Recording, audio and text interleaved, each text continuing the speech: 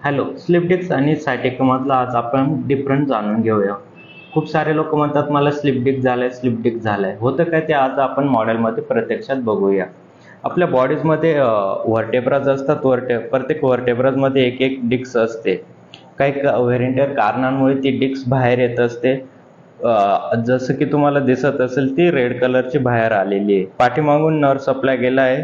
त्याच्यावर त्यांना स्वरती ती कंप्रेस होऊन दाब तयार करत असेल. जर ही लेफ्ट साईडला दाब तयार करत असेल तर लेफ्ट पायामध्ये त्रास होत असतो. जर ही राईट साईडला दाब तयार करत असेल तर राईट पायामध्ये त्रास होत असतो.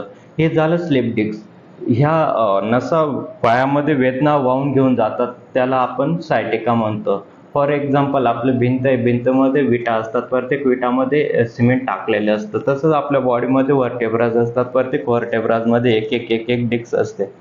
प्रत्येक भिंतीमधून केबल पास होत असतात. जसं की बटन स्विच ऑन केलं तर लाईट ऑन होते. तसंच आपलं ब्रेनपासून सिग्नल पास झाला की एक एक करत तो पायामध्ये वेदना वाहून घेऊन जातात. याला आपण सायटिका असे म्हणतो.